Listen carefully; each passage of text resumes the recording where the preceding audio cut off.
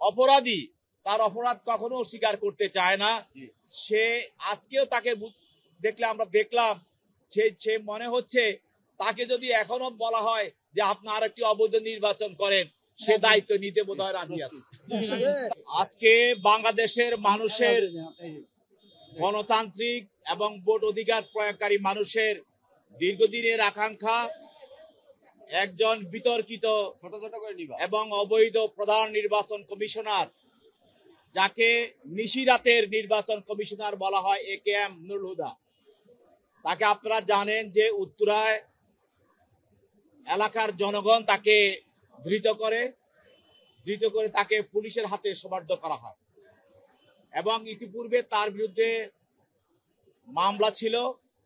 সেই মামলায় তাকে আজকে গ্রেপ্তার করে তদন্তকারী কর্মকর্তা তাকে আজকে আদালতে উপস্থাপন করা হয় এবং উপস্থাপন করে তার বিরুদ্ধে 10 দিনের রিমান্ড প্রার্থনা করা হয়। আপনারা জানেন যে এই বিতর্কিত নিশিরাতের প্রধান নির্বাচন কমিশনার AKM নুরুল হুদা ছিল শেখ হাসিনার একজন অত্যন্ত সহযোগী এবং আস্থাভাজন ব্যক্তি। গত 18 সালে যে নির্বাচন হয়েছিল, 30/12/18 তারিখে যে নির্বাচন হয়েছিল, সেই নির্বাচনে সে বাংলাদেশে একটি বিতর্কিত নির্বাচন জন্ম দেয় এবং ওই নির্বাচন নির্বাচনের পূর্বে সে বিভিন্ন রাজনৈতিক দলের নেতাকর্মীদের সঙ্গে বৈঠক করেছিল এবং বিএনপি সহ অনেক রাজনৈতিক দল সবাই সঙ্গে বৈঠক করে দেশের মানুষকে একটি সুষ্ঠু, অবাধ এবং নিরপেক্ষ নির্বাচনের আশ্বাস দিয়েছিল।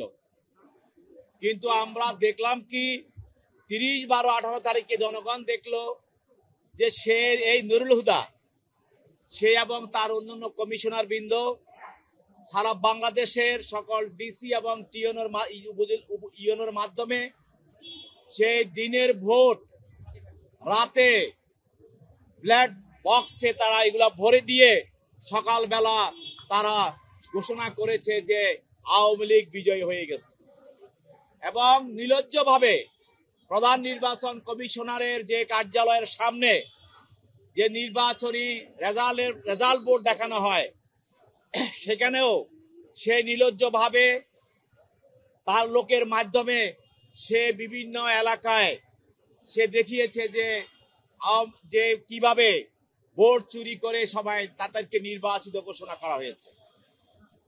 এছাড়াও সে বিভিন্ন ডিসি এবং বিভিন্ন এসপি এবং টিএনও সহ সবাইকে, ওসি সবাইকে সে নির্বাচন কমিশনের পক্ষ থেকে সে অর্থ যোগান দিয়েছিল।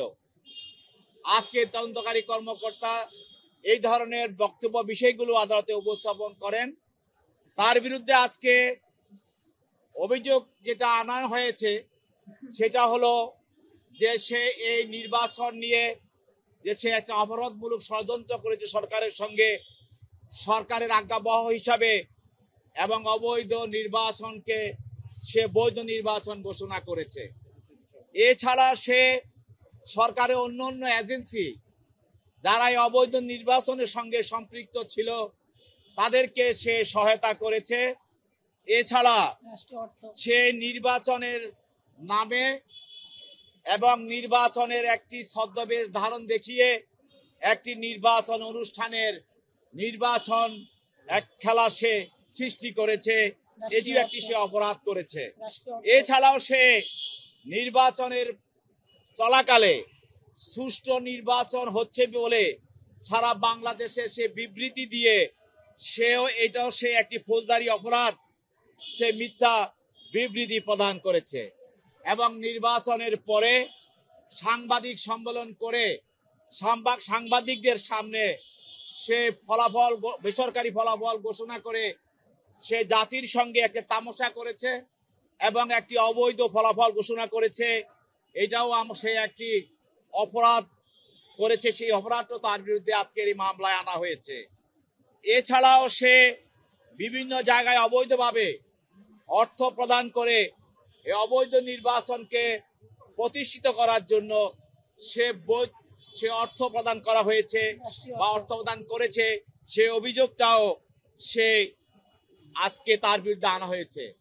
এবং সে যে নির্বাচনের হাজার হাজার কোটি টাকা সে লোপাট করেছে এবং হাসিনাকে খুশি করে এই যে হাজার হাজার কোটি টাকা যে বরাদ্দ ছিল সেটাও সে কোনো ধরনের হিসাবে বিবৃতি প্রদান করে নাই, সেটাও সে যে টাকাগুলি সে আত্মসাৎ করেছে, সে অপরাধ প্রস্তুত করেছে, সে বিষয়টাও আজকে তার বিরুদ্ধে অপরাধ হিসাবে আমলে নেওয়া হয়েছে। সর্বশেষ সে এই যে বিভিন্নভাবে প্রিসাইডিং অফিসার এবং ডিসি, এসপি, ওসি, ইউনো সবাইকে প্রভাবিত করে মানুষের ভোট অধিকার হরণ করে দিনের ভোট রাতে করে ভোট বক্স বন্ধ করে মানুষের সঙ্গে প্রতারণা করে এক ধরনের মিথ্যা বানোয়াট এবং অবৈধ 18 নির্বাচন ঘোষণা করে হাসিনার অবৈধ সরকারকে সে বৈধতা দিয়েছে। এটাই ছিল তার বিরুদ্ধে অভিযোগ। তার পক্ষে তার আইনজীবীরা ছিল, তার আইনজীবীরা তার পক্ষে রিমান্ড বাতিল পূর্বক জামিন প্রার্থনা করেছেন।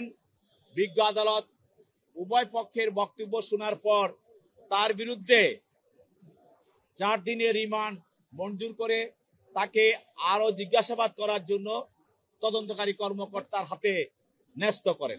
জানেন যে 18 যে নির্বাচন, এই নির্বাচনের জন্য সারা দেশের মানুষ তার সাক্ষী, সারা জাতি সাক্ষী। সে 18 নির্বাচনটা সে কি করেছে, সারা পৃথিবী, সকল মিডিয়া, সারা পৃথিবী সকল নির্বাচনে যারা এখানে অবজারভার হিসাবে সবাই দেখেছে। কিন্তু আজকে সে নির্লজ্জ ভাবে আজকেও সে স্বীকার করছে না সে যে অপরাধ করেছে। অপরাধের পরিমাণ এত বেশি হয়ে গেছে তার, সেই জন্য সে অপরাধী তার অপরাধ কখনো স্বীকার করতে চায় না। সে আজকেও তাকে আমরা দেখলাম সে মনে হচ্ছে তাকে যদি এখনো বলা হয় যে আপনি আরেকটি অবৈধ নির্বাচন করেন, সে দায়িত্ব নিতে বোধহয় রাজি আছে। এছাড়াও আরো 2 জন, একজন সংরক্ষিত আসনের মহিলা এমপি মিরপুরের, আরেকজন আপনার মুন্সিগঞ্জের অবৈধ এমপি, এই 2 জনকেও বিজ্ঞ আদালতে তদন্তকারী কর্মকর্তা তাদের গ্রেফতার করে তারা এজাহারনামী আসামি, একজন আবার তারা সন্দিগ্ধ আসামি, তাকে আদালতে প্রেরণ করা হয়। তাদের পক্ষে তাদের আইনজীবীরা জামিন প্রার্থনা করে, তাদের জামিন নামঞ্জুর করে তাদেরকে জেল হাজতে প্রেরণ করা হয়।